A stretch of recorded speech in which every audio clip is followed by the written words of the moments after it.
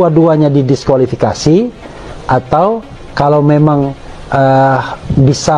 tidak bisa dua-duanya, satu saja cukup, yaitu Gibran, dan diulang pemungutan suaranya. Dan harusnya kalau keberatan terhadap Gibran ini kan berulang-ulang dibilang, sama misal Hotman Paris bilang sudah bertemu 5 kali debat kok, sudah salaman, rangkul-rangkul, masa nggak mengakui orang, ya kan? Ini kan secara hukum itu pengakuan, itu nggak ada keberatan. Waktu mengambil nomor juga terima aja semua. Harusnya ketika mau dimulai keberatan, tapi kan tidak keberatan. Keberatan semua ini, gugatan semua ini ada ketika kalah, ya kan? Ketika kalah baru ngomong macam-macam, dan kemudian mereka tidak menempuh. Kalau menurut saya ini paslon 01 tidak taat hukum. Lawyer itu pegangannya adalah undang-undang, ya, bukan pendapat, bukan opini, bukan asumsi. Bahwa tampak aneh apabila pemohon baru mendalilkan dugaan tidak terpenuhinya syarat formil pendaftaran pasangan calon presiden tahun 2024 setelah diketahui hasil penghitungan suara. Pertanyaannya adalah, andai kata pemohon memperoleh suara terbanyak dalam pemilu 2024, apakah pemohon akan mendalilkan dugaan tidak terpenuhinya syarat formil pendaftaran pasangan calon? Tentu jawabannya tidak, Yang Mulia. Semestinya pemohon melayangkan keberatan, atau setidak-tidaknya keberatan ketika pelaksanaan mulai dari pengundian nomor urut pasangan calon sampai dengan pelaksanaan kampanye dengan metode debat pasangan calon. Bahwa dalam kenyataannya pemohon tidak mengajukan keberatan sama sekali kepada termohon, baik ketika pelaksanaan pengundian nomor urut pasangan calon maupun pelaksanaan kampanye dengan metode debat pasangan calon. Sebaliknya, pemohon bersama pasangan calon nomor urut 2 mengikuti tahapan pengundian nomor urut dan tahapan kampanye dengan metode debat pasangan calon. Bahkan dalam pelaksanaan kampanye dengan metode debat pasangan calon, pemohon saling melempar pertanyaan, jawaban, serta sanggahan dalam semua kesempatan kampanye dengan metode debat yang difasilitasi oleh termohon. Sekali lagi, Yang Mulia, pemohon tidak menyampaikan keberatan apapun. Apa yang dimaksud dengan kelakuan super cengeng? Pada waktu pencalonan, pengumuman pencalonan, semuanya ceria, bersembira, bawa pendukung, dan semua calon dianggap sah, tidak ada protes apapun. Demikian juga waktu debat, semuanya ceria. Calonnya pun tidak pernah ada kata-kata, kamu tidak sah sebagai calon, kamu tidak sah sebagai cawapres. Ceria semuanya. Sama seperti anak tadi, waktu permennya masih ada, ceria. Tapi begitu kalah pemilu, langsung merengek-rengek, oh itu, kamu tidak sah sebagai calon. Sama seperti, makanya saya bilang super cengeng. Kayak Prabowo menang segera pindah agama, saya nggak percaya. Ya, saya yang percaya yang menang itu adalah Anies Baswedan. Karena Allah tidak ridho Prabowo jadi presiden. Kenapa? Waktu saat kampanye bukannya berzikir malah berjoget-joget nggak jelas. Lihat Anies kampanye sambil jadi imam dari padang, kan itu bukan jadi presiden. Mana pantas Prabowo jadi presiden, hasilnya apa? Kampanye bukannya berzikir, bukannya berselawat, malah joget-joget nggak jelas. Udah badannya kayak apa? Tuhan, jika kami kumpulan orang-orang menuntut kebenaran, alirkan badai tsunami, arahkan alirannya menuju KPU, menuju Bawaslu, menuju Istana. Tuhan, dalam Ramadan 1445 Hijriah, kabulkan ya Roh. Antum apa, Bapak udah sepuh, udah kasih aja yang mudaan. Ntar lagi diganti nama Samsul, aduh. Iya nggak? Itu muda kok. Ya Samsul apalagi, pelangap pelongo, pinter nggak sih? Yang ngomong aja kagak pinter, udah jauh sama. Kata siapa? Pas debat kan pinter banget ya. Aduh lawang diajarin, ada monitornya di belakang. Oh, kita emang bukan. Apalnya kok, ya? Pak, Indonesia orang pinter, rakyatnya orang cerdas. Jangan mudah dibodohi. Mereka oligarki dengan semena-mena seperti itu, ngapain? Ini kalau Prabowo udah ditetapin presiden gimana ini malam ya, ini? Ya mau nggak mau diterima, udah mau gimana? Kita yang udah berusaha ya, tiap hari. Katanya Perang. Perang. Itu udah perang. Tapi kan tetap menangan mereka, Pak. Teman kita ditangkap-tangkepin apa itu? Siapa yang jadi Bapak Presiden? Anies. Abah Anies jadi presiden. Entah dilantik Abah Anies nomor 1. Abah Anies. Abah Anies nomor 1. Cinta damai. Dicium sama anak kecil mau, sama bapak-bapak mau, sama nenek-nenek cium tangan mau. Presiden kayak gitu. Abah Anies jadi presiden sedunia. Abah Anies. Abah Anies nomor 1. Abah Anies. Abah Anies nomor 1 yang dilantik. Pengumuman menang Abah Anies. Alhamdulillah Abah Anies nomor 1. Penentuan 2024, apakah Indonesia akan dilepas ke tangan asing? 2024 hanya segelintir rakyat yang masih waras, yang bisa berpikir, yang masih bersikap proaktif terhadap keadilan, kebenaran untuk anak cucu kita. Bagaimana nasib anak cucu kita di kemudian hari jika Bawaslu, KPU, pemerintah dan lembaga semuanya bersikap munafik ketika konstitusi tidak dijalankan dengan benar, ketika konstitusi dihianati, maka itulah terjadinya pengkhianatan terhadap rakyat Indonesia yang sudah menitipkan ribuan jutaan suara kepada sebuah lembaga. Ketika lembaga-lembaga itu mengkhianati, artinya perang antara pemerintah, lembaga versus rakyat. Oke? Ketika semua dihianati, artinya rakyat perang terhadap lembaga-lembaga, terhadap pemerintah yang mencoba mengkhianati rakyat. Kami cabut mandat Anda. Kami cabut mandat Anda karena kami sudah menitipkan suara Anda, suara kami kepada Anda. Ketika Anda hianati, kami cabut, kami ambil, karena itu adalah hak kami. Itu suara kami, suara murni kami. Bawaslu, tinggal beberapa hari lagi Anda kawal KPU. Jika pada endingnya KPU ternyata benar-benar berpihak kepada yang tidak benar, Anda berhadapan dengan rakyat. Kita berharap pada hak angket. Pertanyaannya, hak angket apakah akan tergulir dengan baik? Kita lihat dan akan kita kawal. Setelah itu, jika semua itu tidak terjadi, maka Jokowi harus mundur dengan terhormat atau terpaksa Anda kami mundurkan dengan parlemen jalanan. Oke, tak konsisten, istiqomah.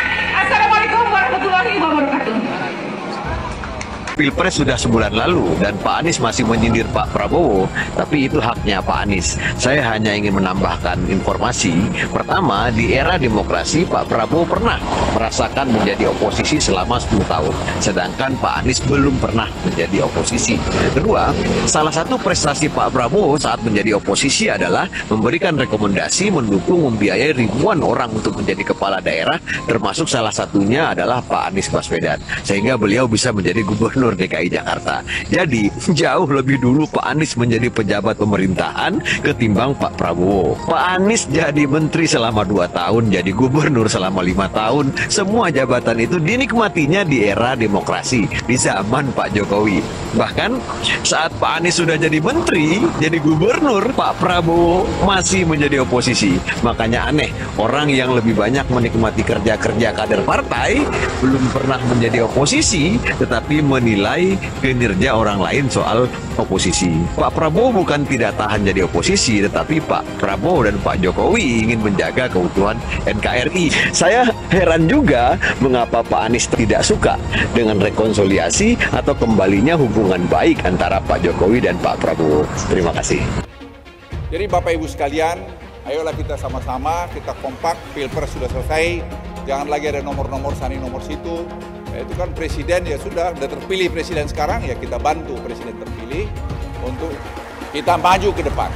Melindungi ini, jangan nanti pemerintahan yang akan datang ada oknum-oknum di sana lagi pengen tidak terjadi, karena orang suka kekacauan itu di mana dia bisa hidup di sana. Kita jangan, kita harus bikin negeri kita yang tertib.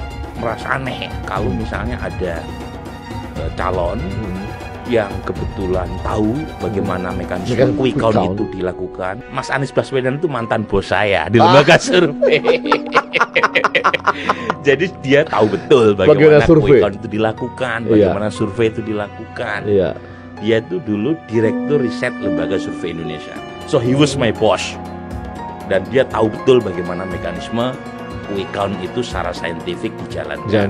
Jadi sebenarnya saya yakin beliau sadar dan memahami bahwa memang the game is over. Tapi mungkin karena beliau pengen menyantuni perasaan dari para pendukungnya di depan publik, dia belum mengatakan kalah. Perempuan-perempuan Sobat Anies mengharapkan agar terjadi pemilu dengan jujur, adil, langsung, umum, bebas, dan rahasia. Dan mengharapkan segenap aparat untuk mengkondisikan pemilu 2024 dengan baik. Jangan pernah memicu kemarahan rakyat. Jangan salahkan rakyat.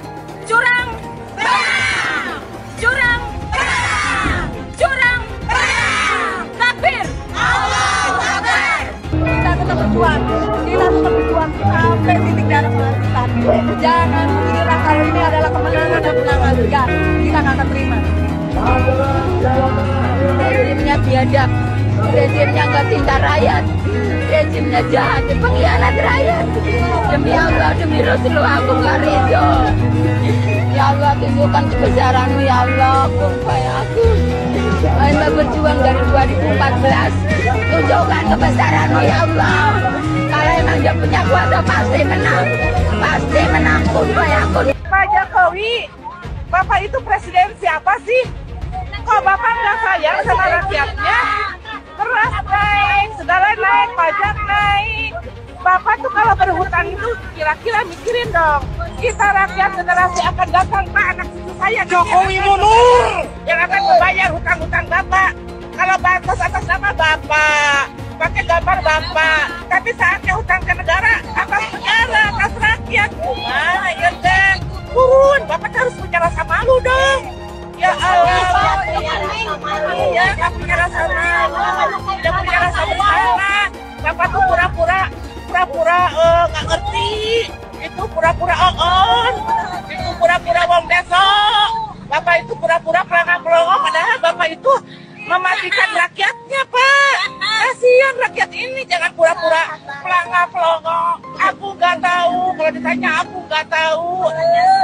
Masa seorang presiden nggak tahu segala sesuatu permasalahan yang ada di negeri ini? Rakyat, Pak, turun aja Bapak. Nggak punya malu, Bapak ini. Kasihan, Pak, pada pejuang 45 yang sudah memerdekakan negeri ini. Menangis itu para arwah-arwahnya. Masih Bapak, seluruh rakyat Indonesia dari Sabang sampai Merauke, Pak. Semua itu rakyat. Aku pilih 02, tapi ada yang bilang pendukung 02 itu bukan orang cerdas. Tapi nggak apa-apa, memang aku bukan orang yang cerdas. Tapi setidaknya aku bukan orang jahat, dan yang paling penting aku ini masih waras. Karena percuma juga cerdas, tapi kelakuan seperti orang yang tidak waras. Dan yang jelas, mau pilih calon presiden mana saja itu bebas. Karena berbeda pilihan itu boleh, tidak dilarang, dan tetap sah. Jadi tak perlu lagi merendahkan, menghina kalau pendukung paslon lain itu semuanya goblok dan pendidikannya rendah. Ingat, dengan cara kau merendahkan orang lain tidak membuat dirimu terlihat cerdas dan gagah, tapi akan terlihat jauh lebih rendah daripada sampah. Orang-orang yang kalah itu harusnya sudah kasih pidato pengakuan. Kasih pidato pengakuan kekalahan, bukan malah mencoba untuk membuat hiruk pikuk, ya, apalagi kemudian mencari jalan lain di luar prosedur yang diberikan. Kalau sengketa hasil pemilu kan dan pelanggaran-pelanggaran itu prosedurnya sudah diberikan. Ya, pelanggaran lewat Bawaslu. Ya, kalau ada persengketaan hasil lewat Mahkamah Konstitusi. Tapi tampaknya dua pihak yang kalah tidak mau untuk menjalani prosedur itu. Mereka malah ingin mengalihkan prosedurnya ke proses politik. Kalau ke proses politik itu sebenarnya bukan pemilunya yang memenangkan Prabowo Gibran yang akan mereka utak-utik. Ya, yang akan mereka utak-utik adalah pemerintahannya Pak Jokowi. Jadi kalau bisa Pak Jokowi tetap berusaha untuk dimakzulkan, berusaha untuk diturunkan, ya, karena ada hak angket yang ingin mereka coba. Walaupun menurut saya hari ini itu sama sekali tidak mendapatkan dukungan dari masyarakat. Karena masyarakat akan mengait-ngaitkannya dengan kekalahan pemilu. Ini karena kalah pemilu aja bikin angket nih. Coba menang pemilu, tentu mereka nggak akan bikin angket. Kami sudah muak dengan pemilu curang. Kami datang ke sini sebagai rakyat sipil bergerak. Kami cinta yang namanya keadilan. Kami cinta namanya perubahan. Kami muak dibohongi, dicurangi. Dengan siapa? Tanyakan sendiri dengan hati kalian. Pengen perubahan, tapi kalau diajak bergerak untuk menegakkan keadilan di kantor KPU, KPU itu curang. Saya tanya kepada KPU, goblok nggak? Goblok apa enggak? Tolol apa goblok? Ngakunya insinyur, ngakunya profesor, tapi diajak jebun neraka. Dia mau dengan money dan jabatan yang terjual belikan negara kita oleh siapa? Komunis Cina. Ini fakta. Kalian gak usah takut menyampaikan kebenaran. Kalian gak usah takut. Yang hak katakan hak, batil katakan batil. Allahu Akbar. Allahu Akbar. Tapi kan itu quick count, belum real count. Ya nggak apa-apa. Kalau tidak percaya dengan sampel, jangan periksa darah lagi di lab. Karena laboratorium itu kalau periksa hanya 1 tetes darah. Kalau kita tidak percaya untuk mengetahui keseluruhan darah yang ada mengetahui. Tapi kalau kita tidak percaya dengan 1 tetes darah, maka sedot seluruh darah. Iya, yang pertama saya ingin menyampaikan terima kasih kepada partai pengusung, pendukung, seluruh masyarakat dan relawan ya atas hasil quick count-nya. Tapi biasanya kalau quick count yang seperti ini kan ada yang nanti tidak setuju kan. Oh, jangan diklaim dulu lah. Kalau menang, tunggu real count. Maka saya ingin menyampaikan terima kasih juga terhadap seluruh aparat yang sudah menjaga dan yang ada di sini sangat baik sekali begitu sehingga Jawa Tengah aman ya. Tahap pertama adalah tahap di mana 1 kemenangan berdasarkan quick count. Yang kedua adalah apa yang ada di real count nanti. Maka apapun namanya deklarasinya ada deklarasi quick count dan deklarasi real count. Banyak yang kebakaran jenggot nih karena Prabowo Gibran menang telak sekali putaran. Saking gak terimanya, semuanya tuh pada nuduh curang. Bilang rip demokrasi lah, selamat datang rezim otoriter lah, bilang inilah, bilang itulah. Sorry to say ya, kubu 01 sama 03 yang gak terima kekalahan harus denger nih nasihat dari Pak Mahfud MD. Kata Pak Mahfud MD, orang yang takut kalah itu selalu menyerang. Semua pemilu dituduh curang oleh yang kalah. Intinya kalau kalah mah kalah aja. Mereka yang kalah akan cari 1000 pembelaan untuk menolak kekalahannya. Ingat, jujur atau curang itu subjektif. Yang kalah selalu merasa dicurangi. Tapi kemenangan itu objektif. Begitu juga dengan kekalahan. Ya udahlah, yang kalah terima aja. Dan semua yang pelaku curang wajib didiskualifikasi. Audit KPU, audit ketua KPU, audit anggota KPU, audit sistem KPU. Temukan siapa pelaku pidana, tangkap dan hukum. Baru kita pikirkan pemilu ulang. Kalau tidak ada audit KPU, tidak ada audit ketua KPU, maka kita wajib menolak apapun hasil dari yang diputuskan oleh KPU. Siap lawan, siap lawan, siap lawan, Allahu Akbar. Seharusnya pemilu diulang sampai Anies menang. Catat ya, tahun 2024 pasti ada yang menuding KPU itu curang. Pilpres, apakah curang? Pilpres juga ada curang, tapi itu di bawah, bukan kontestan, bukan pemerintah. Di bawah, dan sama-sama curang. Oleh sebab itu di Pilpres itu, kalau kecurangannya tidak signifikan, curang 10.000 suara. Terbukti, yang satunya curang juga 5.000 suara. Apakah pemilu batal? Nggak bisa, kalau nunggu pemilu bersih, pemilu nggak akan selesai. Oleh sebab itu, yang curang-curang itu diselesaikan melalui hukum pidana. Curang, bawa ke pengadilan, terbukti 500.000 dia curang. Tetap menang dia, karena 500.000 ini kalau diberikan ke saya, tetap kalah 4 juta. Tapi apakah yang curang 500.000 itu dibiarkan? Tidak. Itu ke pengadilan pidana. Teman-teman, saya harus bilang bahwa orang-orang yang semakin panik dengan tingginya approval rate atau tingkat kepuasan publik terhadap Pak Jokowi, semakin hari semakin biadab. Di jagat dunia maya, ramai mereka sebut Pak Jokowi sebagai pengkhianat, pembohong, dan lain-lain.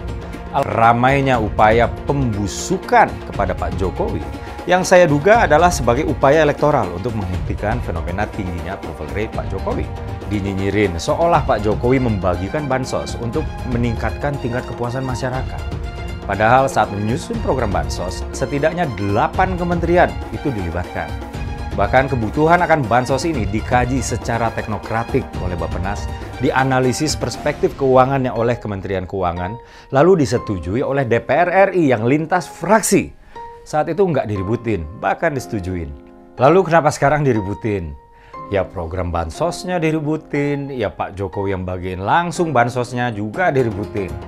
Ya karena yang ributin ini dulu belum merasakan dampak elektoral dari pecah kongsi dengan Presiden Jokowi. Ketika dampak tersebut udah dirasain, mereka sibuk menyerang Pak Jokowi dengan membabi buta. Jangan hanya karena adanya korelasi negatif antara kepuasan rakyat terhadap kinerja Pak Jokowi dan elektabilitas si Copras-Capres, maka terkesan takut kalau Pak Jokowi dicintai rakyat. Bahkan mereka nggak ada yang bisa buktiin semua tuduhan yang mereka tembakin ke Pak Jokowi. Justru dari kubu mereka lah yang pernah terbukti melakukan kecurangan. Saya mensyukuri kenapa kalah, kenapa ditahan. Saya bersyukur atas itu semua. Saya coba bayangkan ya, kalau seandainya waktu itu kita menang gitu ya, hari ini belum tentu kita bisa nikmati seperti ini. Kita bersyukur 5 tahun Tuhan izinkan kasih ke orang yang pintar ngomong untuk kerja. Coba kalau kita bayangkan gitu ya, kalau kemarin saya masih jadi gubernur, ini saya udah turun ini. Tapi yang pintar ngomong itu dikira orang hebat kan? Ini lebih berbahaya tahun 2024, langsung ketahuan karakternya. Langsung ketahuan itu. Di saya juga ada kutipan Pak di kamar saya Pak. Tulisannya, Jakarta telah mengambil keputusan yang fatal. Jangan hanya konsentrasi pada pembangunan benda-benda mati yang indah difoto dan bisa ditunjukkan dalam 5 tahun hasilnya. Kalau kita mau menilai sebuah janji, maka lihat janjinya atau lihat kenyataannya. Dulu janjinya apa ya? Dan ini aneh, betul-betul aneh. Ini bukan kampanye, tapi saya sampaikan sini. Di satu sisi menyiapkan jalur-jalur air untuk dikirim ke laut, di sisi lain di lautnya dipasang dengan pulau reklamasi, tinggal tunggu waktu jadi rob, air balik. Dan ini melawan sunatullah. Kenapa? Air itu turun dari langit ke bumi, bukan ke laut. Harusnya dimasukkan ke dalam bumi, masukkan tanah. Di seluruh dunia air jatuh itu dimasukkan ke tanah, bukan dialirkan pakai gorong-gorong raksasa ke laut. Jakarta telah mengambil keputusan yang fatal. Bukan banjir, itu memang parkir air. Bukan banjir, itu memang parkir air. Masyarakat berkeliling dengan membawa toa untuk memberitahu semuanya, termasuk sirine. Kaibon 82 miliar. Apa alat transportasi yang dimiliki oleh hampir setiap orang? Alat transportasi yang dimiliki semua orang adalah kaki. Kalau seandainya orang Jakarta percaya Pak Anies jadi gubernur pun, saya berani jamin kok dia akan lakukan normalisasi yang sama seperti saya lakukan kok. Gak usah bohong lah. Ketika air sampai di muara, maka siap untuk dipompa ke laut. Pancasila Soekarno, ketuhanan ada di pantai. Anak Tuhan dari mana? Kalau Yesus anak Tuhan, bidangnya siapa? Besok di seluruh wilayah Indonesia kami katakan dan Iblis hanya menggoda orang yang beriman. Makanya jarang-jarang orang kafir kerasukan setan. Yang kerasukan setan itu orang baik-baik. Jarang, saya belum pernah nengok Cina kerasukan setan. Pernah tak Ahok itu kerasukan setan? Enggak, setannya juga. Karena sesama setan dilarang saling menggoda. Karena di salib itu ada jin kafir. Karena di salib itu ada jin kafir. Karena di salib itu ada jin kafir. Haleluya. Kepalanya ke kiri apa ke kanan? Kepalanya ke kiri apa ke kanan? Tetap percaya salib itu lambang mulia, bukan jin. Kok ketawa? Aku nggak nyindir siapa-siapa loh. Anies merupakan antitesis daripada Pak Jokowi. Antitesis artinya bertolak belakang dengan Jokowi. Anies sudah menyatakan tidak akan melanjutkan semua program dari Pak Jokowi. Jadi semua pembangunan yang dilakukan oleh Pak Jokowi akan dihentikan oleh Anies jika Anies menjadi presiden. Lagi pula Anies didukung oleh khilafah dan pendukung Anies adalah ormas seperti FPI dan HTI. Apa kita mau FPI dan HTI kembali di Indonesia jika Anies memimpin? Anies juga dikenal sebagai bapak politik identitas yang menghalalkan segala cara untuk menggapai kekuasaannya, termasuk menggunakan politik identitas berbasis agama. Lihatlah di kasus Ahok waktu itu. Kita sudah bisa melihat hasil kerja Anies selama 5 tahun di Jakarta. Tidak ada satupun janji yang dipenuhi dan tidak ada kinerja yang bisa dibanggakan. Dari DP 0%, OKOC, kelebihan bayar, Formula E, banjir, sumber resapan, jalan rusak, dan gonta-ganti nama jalan. Lihatlah rekam jejak Anies selama 5 tahun. Bayangkan Indonesia ke depan jika dipimpin oleh Anies. Dan bayangkan jika Anies menang. HTI dan FPI, ormas khilafah yang dibubarkan itu, akan dikembalikan oleh Anies. Apakah kita mau Pancasila diganti jadi khilafah? Perkataan Ahok sudah terbukti dan Jakarta sudah menjadi korban. Jangan biarkan Indonesia menjadi korban kibulan Anies Baswedan. Umat minoritas, terutama kaum Tionghoa, tidak akan memilih Anies Baswedan. Kemana sih Pak Jokowi nanti setelah sudah nggak jadi presiden? Pertanyaan ini sekarang agak sulit dijawab, kemana Pak Jokowi setelah nggak jadi presiden. Emang sih, setahun belakangan ini kita agak susah mempercayai statement Jokowi, apalagi yang berkenaan dengan kekuasaan. Sudah sering kita dengar statement Jokowi yang bilangnya A, nggak taunya dia lakukan B. Kalau kita dengar dari statementnya sih, yang pernah disampaikan Jokowi, katanya setelah udah nggak jadi presiden, dia mau pulang ke Solo, jadi rakyat biasa. Pertanyaannya, siapa yang percaya dengan omongan itu?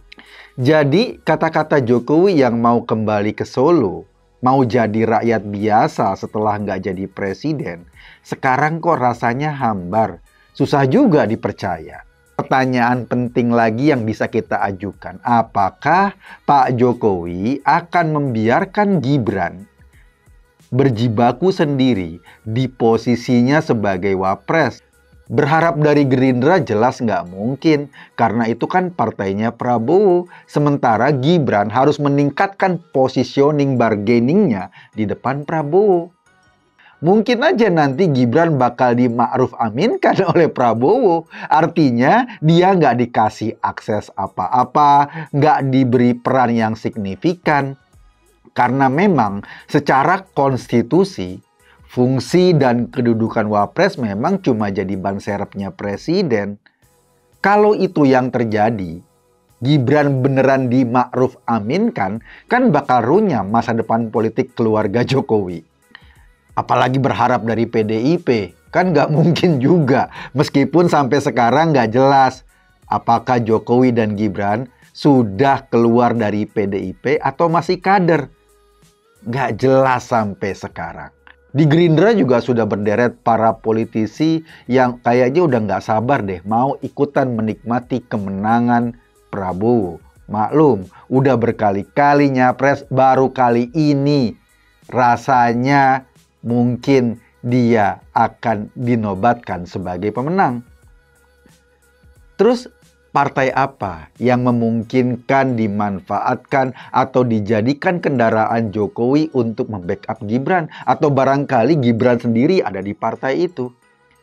Jawabannya mungkin Golkar. Karena itu sekarang ini udah rame kabar tentang suara-suara Jokowi dan Gibran untuk berlabuh ke Golkar. Katanya ada 2 kursi yang mungkin bisa ditempati Pak Jokowi. 1 ketua Dewan Penasehat, yang kedua ya langsung ketua umum. Tapi harus diingat, untuk kursi ketua umum, Pak JK, Yusuf Kalla, yang pernah menjadi ketua Golkar sudah wanti-wanti. Ingat ya, ADART Golkar itu mengatakan ketua umum hanya bisa ditempati oleh orang yang sudah 5 tahun menjadi kader Golkar dan ada dalam kepengurusan Golkar. Pertanyaannya, Pak Jokowi udah 5 tahun belum jadi kader Golkar? Nah, apakah Erlangga yang punya prestasi menaikkan suara partainya akan disorong lagi menjadi ketua umum? Iya, karena beberapa DPD sudah mencalonkan Erlangga. Kalau Erlangga sudah didorong lagi menjadi ketua umum, terus gimana dong posisinya Pak Jokowi yang kabarnya juga mau masuk Golkar? Pak Abu Rizal Bakri yang juga pernah jadi ketua Golkar menyarankan itu. Kalau Pak Jokowi ngotot mau jadi ketua Golkar, ya tinggal diubah ADART-nya. Siapa yang mengubah ADART? Keputusan Munas. Jadi di Munas itu diputuskan tok. Tidak harus 5 tahun. Nah, itu kalau Pak Jokowi mau duduk sebagai ketum Golkar. Selama ini kita tahu Pak Jokowi itu partainya PDIP. Belakangan ini saja dia galau. Mau ke partai yang mana? Kalau dia pingin berlabuh ke Golkar dan merebut kursi ketua umum, maka ada 2 kemungkinan. Dia itu mengubah ADART yang harus disepakati oleh semua peserta Munas. Jadi ADART berubah. Tidak lagi harus 5 tahun menjadi pengurus atau menjadi kader. Tetapi boleh 2 hari saja. Seperti Kaesang yang menjadi ketua umum PSI. Kan cukup 2 hari dapat kartu anggota lalu jadi ketua umum. Nah, apakah Golkar akan mengikuti PSI? Kita nggak tahu. Pertarungan memperebutkan Golkar ini akan jadi sangat menarik. Karena justru akhirnya pertarungan Golkar ini menjadi proksi atau konflik proksi gesekan yang sesungguhnya, yaitu gesekan faksi Jokowi dan gesekan faksi Prabowo di pemerintahan yang akan datang. Jika saja Jokowi berhasil mengambil alih Golkar, ia punya kendaraan yang pada akhirnya bisa membackup posisi Gibran. Tetapi jika dia gagal, kayaknya Jokowi harus belajar ikhlas, kembali ke Solo. Seperti yang disampaikan atau yang pernah disampaikan kepada masyarakat setelah ia nggak jadi presiden. Ia mau kembali ke Solo menjadi rakyat biasa. Dulu Anies bisa menang karena menggunakan agama dan etnis. Isu agama, ras, dan antar golongan dinikmati oleh relawan Anies. Saat itu Anies didukung oleh FPI, HTI, dan pengasong khilafah lainnya. Pada akhirnya Ahok harus kalah, namun kekalahan dia adalah kekalahan yang membuka mata rakyat Indonesia bahwa masih ada orang-orang yang menang dengan cara menggunakan politisasi agama atau politik identitas berbasis agama. Ternyata banyak sekali orang yang dengan mudah terhasut lewat jalan-jalan seperti itu. Relawan Anies terutama dari FPI, HTI, PA212 seperti Bahar Smith dan Rizik Syihab selalu menghujat Cina, etnis Cina. Tapi saat ini negara Cina sudah menjadi nomor 1 di dunia. Saya bangga sebagai Cina. Etnis Tionghoa dicap sebagai pemberontak, sedangkan etnis Arab dianggap sebagai Tuhan atau tuan dari pribumi. Etnis Arab dipuja-puja dan dianggap sebagai dewa. Lihat saja Rizik Syihab dan Bahar Smith dipuja-puja, padahal mereka mengujar kebencian. Pengasong khilafah seperti Rizik Syihab, Bahar Smith, dan teman-teman, mereka hanya buat gaduh di Indonesia. Sedangkan negara yang mereka sanjung-sanjung itu, Arab Yaman, masih belum maju dan masih terbelakang. Saya percaya Indonesia dengan mayoritas pribumi juga akan menjadi negara maju. Seharusnya Arab Yaman belajar dari negeri Cina. Seperti kata kitab suci, belajarlah sampai ke negeri Cina. Anies dan juga pendukung Anies seperti Rizik Syihab, Bahar Smith, dan kelompok-kelompok HTI dan FPI harus belajar ke negeri Cina supaya tidak lagi melakukan kelebihan bayar. Yang jelas saya memilih pribumi, bukan yang dari Yaman. Ganjar jelas pribumi, nasionalis, dan pasti akan melanjutkan visi dan misi dari Pak Jokowi. Suara Ahok merepresentasi warga minoritas, dan etnis Tionghoa mendukung Ganjar Pranowo. Ahok pasti akan mendukung Ganjar, karena Ahok anti radikalisme. Ahok yang jelas tidak akan mendukung Anies Baswedan, karena Anies Baswedan didukung oleh kelompok khilafah, HTI, dan FPI, ormas terlarang itu. Anies merupakan antitesis daripada Pak Jokowi dan diragukan kenasionalisannya, apalagi pribumiannya. Antitesis artinya bertolak belakang dengan Jokowi. Anies sudah menyatakan tidak akan melanjutkan semua program dari Pak Jokowi. Jadi semua pembangunan yang dilakukan oleh Pak Jokowi akan dihentikan oleh Anies jika Anies menjadi presiden. Lagi pula Anies didukung oleh khilafah dan pendukung Anies adalah ormas seperti FPI dan HTI. Apa kita mau FPI dan HTI kembali di Indonesia jika Anies memimpin? Anies juga dikenal sebagai bapak politik identitas yang menghalalkan segala cara untuk menggapai kekuasaannya, termasuk menggunakan politik identitas berbasis agama. Lihatlah di kasus Ahok tadi itu. Kita sudah bisa melihat hasil kerja Anies selama 5 tahun di Jakarta. Tidak ada satupun janji yang dipenuhi dan tidak ada kinerja yang bisa dibanggakan. Dari DP 0%, OKOC, kelebihan bayar, Formula E, banjir, sumber resapan, jalan rusak, dan gonta-ganti nama jalan. Lihatlah rekam jejak Anies selama 5 tahun. Bayangkan Indonesia ke depan jika dipimpin oleh Anies. Dan bayangkan jika Anies menang. HTI dan FPI, ormas khilafah yang dibubarkan itu, akan dikembalikan oleh Anies. Apakah kita mau Pancasila diganti menjadi khilafah? Bagian Indonesia Timur yang mayoritas non-muslim seperti Bali tidak akan setuju dengan khilafah atau sistem khilafah. Mungkin Indonesia akan bubar jika Anies menjadi presiden. Perkataan Ahok sudah terbukti dan Jakarta sudah menjadi korban. Jangan biarkan Indonesia menjadi korban kibulan Anies Baswedan. Umat minoritas, terutama kaum Tionghoa, tidak akan memilih Anies Baswedan. Saya yakin karma Ahok mengejar Anies Baswedan. Dulu Anies memainkan politik identitas kepada Ahok. Sekarang Anies dipertanyakan kepribumiannya karena dia teriaman. Itu saja opini saya hari ini. Tuliskan opini kalian tentang Anies Baswedan. Jika kalian setuju dengan pendapat saya di video ini, pastikan kalian menekan like di video ini. Dan bagikan video ini ke teman dan family Anda supaya mereka semua mengetahui tentang informasi ini.